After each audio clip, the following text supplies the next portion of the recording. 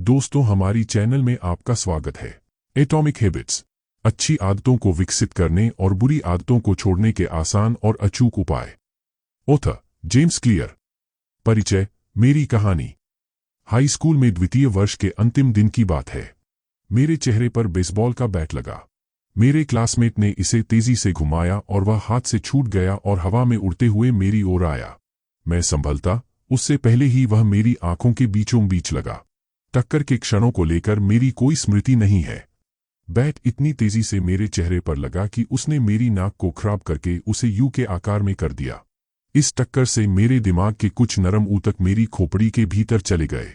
एकदम ही मेरे सिर में सूजन उभर गई। एक क्षण से भी कम समय में मेरी नाक टूट चुकी थी, खोपड़ी में हड्डियां टूटी थीं और आंखों के दोनों सॉकेट हिल चुके थे। जब मैंने आंखें खोली तो देखा कि लोग मेरी ओर मदद के लिए भाग रहे थे। मैंने नीचे देखा तो कपड़ों पर लाल धब्बे देखे। मेरे एक क्लासमेट ने अपनी शर्ट निकालकर मुझे दी। मैंने नाक से बह रहे खून को रोकने का प्रयास किया। मैं अचंभित और दुविधा में था। मुझे पता ही नहीं था कि मैं कितने गंभीर रूप से जख्मी था। मेरे टीचर ने अपनी भुजा मेरे कंधे के नीचे रखी और हमने दूर नर्स के रूम तक चलना शुरू किया। पूरे मैदान को पार करके और पहाड़ी के नीचे नर्स के ऑफिस के लिए वापस स्कूल लौटे। उनके हाथों ने सीधा रखने के लिए मुझे सहारा दिया। हम धीरे धीरे वहां गए। किसी ने महसूस नहीं किया कि हर मिनट कीमती था। जब हम नर्स के कमरे में आए तो नर्स ने मुझसे कई सवाल पूछे। कौन सा वर्ष चल रहा है? मेरा जवाब था 1998, जबकि वह 2002 का वर्ष था। अमेरिका के राष्ट्रपति कौन हैं? मैंने कहा, बिल क्लिंटन, जबकि सही उत्तर था जॉर्ज बुश। आपकी मां का नाम क्या है? ओह, मैं अचकचा गया। इसमें 10 सेकंड निकल चुके थे। पैटी, मैंने सामान्य तरह से कहा, जबकि मैं यह देख नहीं सका कि मुझे अपनी ही मां का नाम याद करने में 10 सेकंड लग गए। यही अंतिम प्रश्न मुझे याद है। मेरा शरीर मस्तिष्क की सूजन झेल नहीं सका। एम्बुलेंस के पहले ही मैं होश खो चुका था।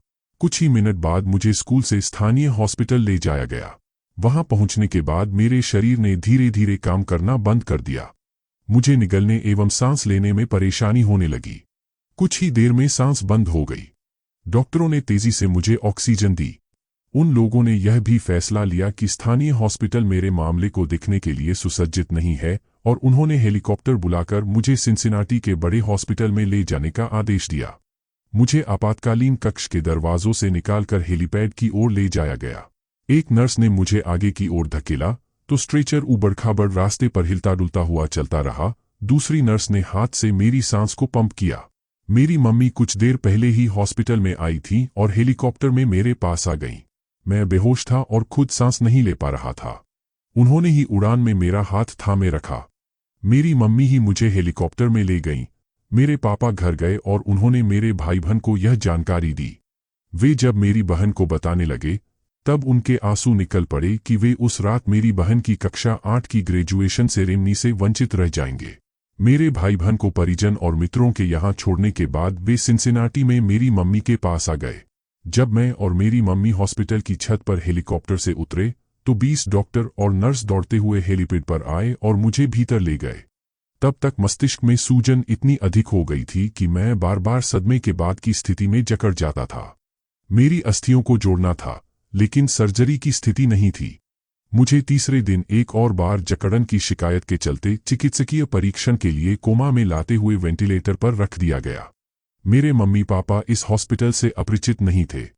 10 वर्ष पहले जब मेरी बहन को 3 वर्ष की आयु में ल्यूकेमिया बताया गया था, तब वे इसी इमारत के भूतल पर उसे लाए थे। तब मैं 5 वर्ष का ही था। मेरा भाई 6 माह का ही था। 2.5 वर्ष के कीमोथेरेपी के उपचार व मेरुदंड बोन मैरो की बायोप्सी के बाद मेरी बहन कैंसर से मुक्त हो गई और हंसते खेलते वहां से निकल आई। 10 वर्ष के सामान्य जीवन के बाद मेरे मम्मी पापा उसी जगह अपने एक और बच्चे को लेकर आ गए थे। जब मैं कोमा में चला गया तब हॉस्पिटल ने एक पादरी और एक सामाजिक कार्यकर्ता को मेरे मम्मी पापा की मदद के लिए भेजा।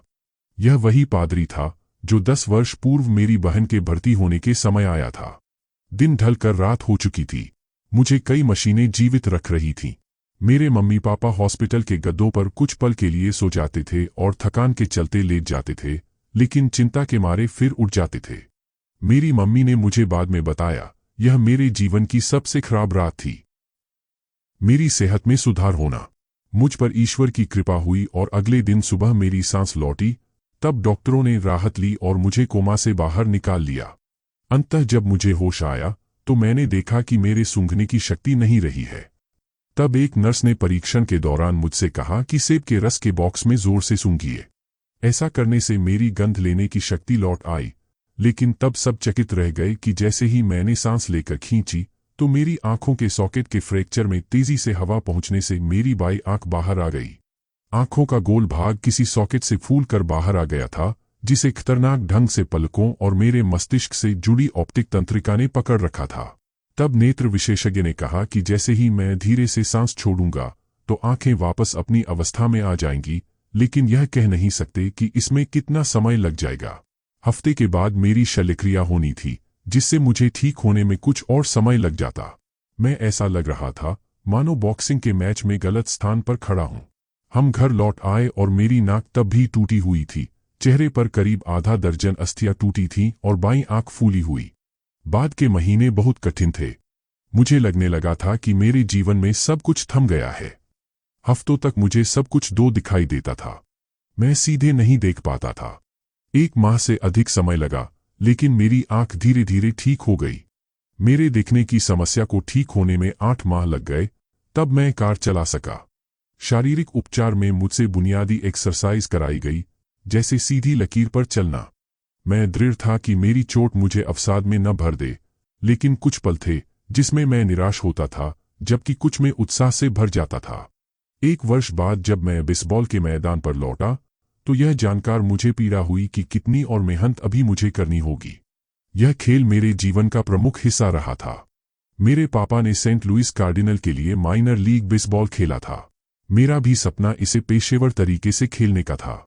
महीनों के पुनर्वास के पश्चात मेरी सबसे अधिक इच्छा मैदान पर लौटने की थी। लेकिन बेसबॉल में मेरी वापसी आसान नहीं थी। जब सीजन शुरू हुआ तो मैं एकमात्र जूनियर था जिसे यूनिवर्सिटी की बेसबॉल टीम से हटा दिया गया था। मुझे हाई स्कूल के द्वितीय वर्ष की टीम के साथ खेलने के लिए जूनियर यूनिवर्सिटी भेजा गया। मैं 4 वर्ष की उम्र से खेल रहा था और एक ऐसा व्यक्ति जिसने अपना पूरा समय और प्रयास किसी खेल में लगाया हो, उसे इस तरह से अलग करना अपमानजनक था। मुझे आज भी वह दिन अच्छी तरह याद है जब यह हुआ था। मैं अपनी कार में बैठकर रोने लगा और रेडियो को किसी अच्छे गाने के लिए ट्यून करने लगा जो मुझे बेहतर महसूस करा सके। वर्ष भर के आत्मसंदेह के बाद मैं यूनिवर्सिटी टीम में सीनियर के रूप में शामिल हो सका, लेकिन मैं मैदान में बहुत ही कम जा सका। कुल मिलाकर हाई स्कूल यूनिवर्सिटी बेसबॉल की मैंने पारियां खेलीं जो मुश्किल से किसी एक गेम से थोड़ी सी ज्यादा थीं। हाई स्कूल में मेरे खराब करियर के बाद भी मैं यह विश्वास कर रहा था कि मैं एक महान खिलाड़ी बन सकता हूं। मैं जानता था कि यदि हालात सुधारने हैं तो इसके लिए मुझे ही कोशिश करनी होगी। चोट लगने के 2 वर्ष बाद निर्णायक मोड़ तब आया जब मैं डेनिसन यूनिवर्सिटी से जुड़े कॉलेज में जाने लगा। यह नया आरंभ था। यही वह स्थान था जहां मैंने पहली बार समझा कि छोटी आदतों में कितना विस्मयकारी सामर्थ्य रहता है। आदतों के बारे में मैंने कैसे सीखा। डेनिसन यूनिवर्सिटी जाना मेरे जीवन का सर्वोत्तम फैसला था। मुझे बेसबॉल टीम में स्थान मिला। हालांकि मैं सबसे नीचे रोस्टर में फ्रेशमैन के रूप में था, तो भी रोमांचित था। हाई स्कूल के मेरे वर्षों में उथल-पुथल के बावजूद मैं कॉलेज में एथलीट बन गया था। बेसबॉल टीम में मेरी जल्द शुरुआत होने वाली नहीं थी, तो मैंने जीवन को व्यवस्थित करने पर ध्यान देना शुरू कर दिया। मेरे मित्र देर रात तक जगते थे और वीडियो गेम्स खेलते थे। मैंने रात को जल्द सोने की आदत बना ली। कॉलेज छात्रावास की अस्त-व्यस्त दुनिया में मैं अपने कमरे को साफ-सुथरा और व्यवस्थित रखता था। ये छोटे सुधार थे, लेकिन इन्होंने मुझे अपने जीवन पर नियंत्रण रखना सिखा दिया। मैं दोबारा आत्मविश्वास का अनुभव करने लगा। यह बढ़ता आत्मविश्वास मेरी क्लास में भी दिखा। मेरे अध्ययन की आदतें सुधर गईं और फर्स्ट ईयर में मुझे लगातार ए ग्रेड्स मिली। आदत एक दिनचर्या या व्यवहार है जो नियमित रूप से प्रदर्शित होती है। ज्यादातर मामलों में यह स्वतः ही हो जाता है। जैसे जैसे मैं हर सेमेस्टर पास करता गया, वैसे वैसे मैं छोटी छोटी आदतों को निरंतर जोड़ता गया। ये आदतें अंततः मुझे ऐसे परिणामों की ओर ले गईं जो उस समय अकल्पनीय थे जब मैंने शुरुआत की थी। उदाहरण के लिए, जीवन में पहली बार मैंने हर हफ्ते कई दफा लाइट वेट लिफ्टिंग करने को अपनी आदत में शामिल कर लिया। बाद के वर्षों में यह सिलसिला जारी रहा। इस दौरान मेरी 6 फीट 4 इंच की काया 170 पाउंड मतलब कि 77 किलोग्राम से बढ़कर 200 पाउंड मतलब कि 91 किलोग्राम की हो गई। जब द्वितीय वर्ष के सत्र की शुरुआत हुई तो मुझे एक भूमिका पिचिंग स्टाफ यानी कि बेसबॉल में मिल गई। जूनियर रहते हुए मैं टीम कैप्टन चुना गया और सीजन पूरा होने पर मैं ऑल कॉन्फ्रेंस टीम के लिए चुना गया। लेकिन मेरे सीनियर सीजन खत्म होने तक मेरे सोने, अध्ययन और स्ट्रेंथ ट्रेनिंग की आदतों ने वास्तव में सकारात्मक परिणाम देना शुरू कर दिया था। जब मुझे हेलीकॉप्टर में हॉस्पिटल ले जाया गया था और कोमा में रखा गया था, उस घटना के 6 वर्ष बाद मुझे डेनिसन यूनिवर्सिटी में शीर्ष पुरुष एथलीट चुना गया और मेरा नाम ESPN academic all America team में था। पूरे देश में यह सम्मान मात्र 33 खिलाड़ियों को दिया गया था। जब तक मैं ग्रेजुएट हुआ तब तक मेरा नाम स्कूल की रिकॉर्ड बुक्स में 8 श्रेणियों में दर्ज किया जा चुका था। इसी वर्ष मुझे यूनिवर्सिटी का सर्वोच्च एकेडमिक सम्मान प्रेसिडेंट मेडल भी मिला। सुनने में यदि यह आपको डींगे मारने जैसा लगता है तो मुझे उम्मीद है कि आप मुझे माफ कर देंगे। सच कहूं तो मेरे खेल करियर में ऐसा कुछ उल्लेखनीय या ऐतिहासिक नहीं था। पेशेवर खिलाड़ी के रूप में मैं खेल नहीं पाया। हालांकि उन वर्षों को मैं पीछे मुड़कर देखता हूं तो लगता है कि मैंने कुछ ऐसा अर्जित कर लिया था जो दुर्लभ था। मैंने अपनी क्षमता को पूर्ण रूप से विकसित कर लिया और मैं मानता हूं कि इस पुस्तक में जो विचार हैं वे क्षमताओं को पूर्ण विकसित करने में आपकी मदद भी करेंगे। हम सभी जीवन में चुनौतियों का सामना करते हैं। चोट लगना मेरे जीवन की चुनौतियों में से एक था, लेकिन उसके अनुभव ने मुझे एक अहम पाठ सिखा दिया। पहले जो बदलाव छोटे और कम महत्व के लगते हैं, उन्हें वर्षों करते रहने पर वे जुड़कर उल्लेखनीय परिणाम देते हैं। हम सभी नुकसान झेलते हैं, लेकिन लंबी अवधि में हमारे जीवन की गुणवत्ता अक्सर हमारी आदतों की गुणवत्ता पर निर्भर करती है। उन्हीं आदतों से आप वही परिणाम प्राप्त करते हैं, लेकिन बेहतर आदतों से कुछ भी संभव है। हो सकता है कि कुछ लोग रातों रात आश्चर्यजनक सफलता पा लेते हों। मैं उनमें से किसी को नहीं जानता, मैं भी उनमें से नहीं हूं। कोमा से लेकर एकेडमिक ऑल अमेरिकन तक मेरी यात्रा में एक ही नहीं, अनेक अहम क्षण थे। विकास बहुत धीरे धीरे हुआ, छोटी छोटी जीतों और छोटी छोटी महत्वपूर्ण बातों का सिलसिला चला। मैंने प्रगति का एक ही मार्ग अपनाया और वह था छोटे से शुरू करना। कुछ वर्ष बाद जब मैंने अपना स्वयं का कारोबार शुरू किया, तब वह इसके बाद और इस पुस्तक के लेखन में भी मैंने यही रणनीति अपनाई। कैसे और क्यों मैंने यह पुस्तक लिखी? मैंने अपने आलेख नवंबर 2012 में jamesclear.com पर लिखना आरंभ किए। कई वर्षों तक मैंने अपने व्यक्तिगत प्रयोग के नोट्स बनाकर रखने की आदत बनाए रखी थी और अब अंततः मैं उन्हें सार्वजनिक रूप से साझा करने को तैयार था। हर सोमवार और गुरुवार को मैं नया आलेख लिखता था। कुछ ही महीनों में लिखने की यह आसान आदत मुझे मेरे पहले 1000 ईमेल सब्सक्राइबर्स दे गई और 2013 के अंत तक यह संख्या 30,000 से ज्यादा हो चुकी थी। मेरी ईमेल लिस्ट 2014 में 1 लाख सब्सक्राइबर से ज्यादा की हो गई। इंटरनेट पर यह सबसे तेजी से बढ़ने वाले न्यूज़लेटरों की सूची में शुमार हो गया। 2 वर्ष पूर्व जब मैंने लिखना शुरू किया था, तब मुझे पाखंडी जैसा अनुभव हो रहा था, लेकिन अब मैं आदतों का विशेषज्ञ बनता जा रहा था। यह एक नया तमगा था जो मुझे उत्साहित कर रहा था, लेकिन साथ ही मैं असहज भी अनुभव कर रहा था। मैंने कभी खुद को इस विषय का महारथी नहीं माना, बल्कि ऐसा व्यक्ति माना जो अपने पाठकों के साथ साथ ही प्रयोग कर रहा है। मेरे सब्सक्राइबर जब 2015 में 2 लाख तक पहुंच गए, तो मैंने पेंगुइन रैंडम हाउस से उस पुस्तक को लिखने का करार किया जो आप पढ़ रहे हैं। जैसे ही मेरे पाठक बढ़ गए, वैसे ही मेरे कारोबार के अवसर भी बढ़ गए। मुझे शीर्ष कंपनियों में आदत बनने के विज्ञान, व्यवहार में बदलाव और सतत सुधार के बारे में बोलने के लिए खूब बुलाया जाने लगा। अमेरिका और यूरोप में कई सम्मेलनों में मैंने मुख्य वक्ता के तौर पर भाषण दिए। 2016 से मेरे आलेख बड़े प्रकाशनों जैसे टाइम, एंटरप्रेन्योर और फोर्ब्स में नियमित रूप से आने लगे। आश्चर्यजनक रूप से उस वर्ष मेरे लेख 80 लाख लोगों ने पढ़े। मेरे कार्यों के बारे में NFL, NBA और MLB की टीमों के कोच पढ़ने लगे और अपनी अपनी टीमों के साथ इसे बांटने लगे। 2017 के प्रारंभ में मैंने हैबिट्स एकेडमी को शुरू किया। यह उन संगठनों और लोगों के लिए प्रशिक्षण का प्रमुख मंच बन गई जो बेहतर आदतें बनाने में रुचि रखते थे। फॉर्च्यून 500 कंपनियां और तेजी से बढ़ रहे स्टार्टअप्स ने अपने अधिकारियों और स्टाफ को ट्रेनिंग के लिए यहां भेजना शुरू किया। कुल 10,000 लीडरों, मैनेजरों, कोचों और शिक्षकों ने हैबिट्स एकेडमी से ग्रेजुएशन किया। उनके साथ मेरे कार्य अनुभवों ने भी मुझे अविश्वसनीय रूप से यह सिखा दिया कि वास्तविक दुनिया में आदतें काम करें, इसके लिए किन किन बातों की जरूरत होती है। जब यह पुस्तक 2018 में खत्म होने को आई तो jamesclear.com पर हर माह लाखों की तादाद में विजिटर्स आ रहे थे और लगभग 500,000 मेरे साप्ताहिक ईमेल न्यूज़लेटर को सब्सक्राइब कर चुके थे। यह संख्या मेरी उम्मीद से कहीं ज्यादा थी। जब मैंने यह शुरू किया था तो मुझे पता भी नहीं था कि ऐसा संभव है। यह पुस्तक आपको कैसे फायदा देगी। उद्यमी और निवेशक नवल रविकांत ने कहा है, कोई महान पुस्तक लिखने से पहले आपकी खुद पुस्तक बनना पड़ता है। मैंने उन विचारों को जाना जिनका उल्लेख इसमें किया गया है। चोट से बाहर निकलने के लिए मुझे छोटी आदतों पर आश्रित होना पड़ा ताकि जिम में मजबूत हो सकूं, मैं मैदान में अच्छे स्तर का प्रदर्शन कर सकूं, लेखन कार्य कर सकूं, एक सफल कारोबार चलाऊं और सहजता से एक जिम्मेदार नागरिक के रूप में विकसित हो सकूं। छोटी आदतों ने मेरी क्षमताओं को उकेरा और चूंकि आपने यह पुस्तक हाथ में ली है, इसलिए मेरा अनुमान है कि आप भी अपने भीतर निहित क्षमताओं को पूर्ण रूप से विकसित करना चाहेंगे।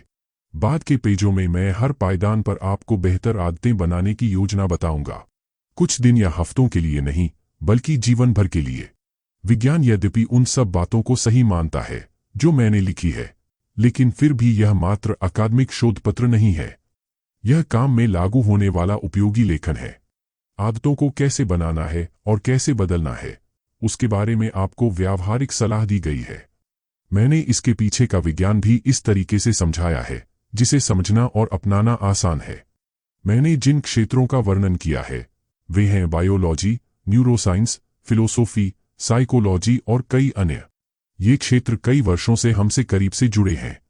मैंने आपको उन उत्कृष्ट लोगों के विचारों का संकलन दिया है जो लंबे समय से इन पर काम कर रहे हैं। साथ ही वैज्ञानिकों द्वारा हाल ही की गई नई खोजों को भी बताया है। मैं आशा करता हूं कि मेरा योगदान ऐसे विचारों का पता लगाना है जो सबसे ज्यादा महत्व के हों और उनसे इस तरीके से जुड़ा जा सके जो अत्यंत ही सरल हों। इन पन्नों में आपको जो भी अच्छा लगे तो उसका श्रेय आप उन विशेषज्ञों को दे सकते हैं जिन्होंने मुझसे पहले काम किया है। कोई मूर्खतापूर्ण बात लगे तो यह मेरी ओर से की गई गलती मानिए। इस पुस्तक की रीढ़ 4 कदमों की आदतें हैं: संकेत, ललक, प्रतिसाद और पुरस्कार। वही व्यवहार में परिवर्तन के 4 नियम भी हैं जो इन 4 कदमों से निकलते हैं। साइकोलॉजी की पृष्ठभूमि वाले पाठक इन शब्दावलियों को ऑपरेंट कंडीशनिंग, सीखने की प्रक्रिया, से जान सकते हैं, जिसे सबसे पहले 1930 के दशक में B.F. स्किनर ने उद्दीपन, प्रतिसाद और पुरस्कार के तौर पर प्रतिपादित किया था। संकेत, रूटीन और पुरस्कार के रूप में ये चार्ल्स डुहिग की हाल ही में लिखी पुस्तक द पावर ऑफ हैबिट से चर्चित हुए। व्यवहार के मनोविज्ञान को स्किनर जैसे वैज्ञानिकों ने समझ लिया था कि यदि आप सही तरह से पुरस्कार और दंड देते हैं तो आप लोगों से किसी खास शैली में काम करा सकते हैं। लेकिन स्किनर के मॉडल ने यह बेहतर तरह से समझाया कि बाहरी उकसावे किस तरह से आदतों को प्रभावित करते हैं। हालांकि इसमें यह अच्छा विवरण नहीं था कि किस तरह से हमारे विचार, आभास और मान्यताएं हमारे व्यवहार को प्रभावित करती हैं। भीतर की अवस्थाएं जैसे हमारा मूड और भावनाएं अहम हैं। हाल के दशकों में वैज्ञानिकों ने हमारे विचार, आभास और व्यवहार के बीच संबंध को तय करना आरंभ किया है। यह शोध भी इन पेजों में शामिल कर लिया जाएगा। मैं जो ढांचा कुल मिलाकर पेश कर रहा हूं वह संज्ञानात्मक और व्यवहारवादी मनोविज्ञान का एकीकृत मॉडल है। मैं मानता हूं कि यह मानवीय व्यवहार के पहले मॉडलों में से एक है जो सटीक तरीके से बाहरी उकसावे और आंतरिक भावनाओं की हमारी आदतों पर पड़ने वाले प्रभाव को बताता है। जहां कुछ भाषा आप समझते होंगे, वहीं मुझे विश्वास है कि आपको व्यवहार परिवर्तन के 4 नियमों का वर्णन और उनके अनुप्रयोगों से आदतों के बारे में सोचने का नया मार्ग मिलेगा। मानवीय व्यवहार हमेशा बदलता रहता है, हर परिस्थिति में, हर पल में, लेकिन यह पुस्तक उस बारे में है जो बदलता नहीं है। यह मानव व्यवहार के मूल सिद्धांतों के बारे में है। ये ऐसे सिद्धांत हैं जिन पर आप वर्षों चल सकते हैं। इन विचारों से आप कारोबार, परिवार और जीवन खड़ा कर सकते हैं। बेहतर आदतें बनाने का कोई एक मार्ग नहीं है, लेकिन यह पुस्तक आपको वह सर्वश्रेष्ठ उपाय बता रही है जो मैं जानता हूं, एक ऐसा दृष्टिकोण जो प्रभावी रहेगा, जिससे यह फर्क नहीं पड़ेगा कि आप कहां से शुरू करना है या आप क्या बदलना चाहते हैं। मैंने जो तरीके अपनाए वे सभी के लिए प्रासंगिक हैं जो हर पायदान पर सुधार चाहते हैं, फिर भले ही उनके लक्ष्य सेहत, पैसा, उत्पादकता, संबंधों या इन सभी पर केंद्रित हों। जब तक मानव व्यवहार का प्रश्न है, तब तक यह पुस्तक आपका मार्गदर्शन करेगी। तो दोस्तों, ये पार्ट 1 कैसा लगा? वीडियो को लाइक और शेयर करना मत भूलना। मिलते हैं अगले पार्ट में।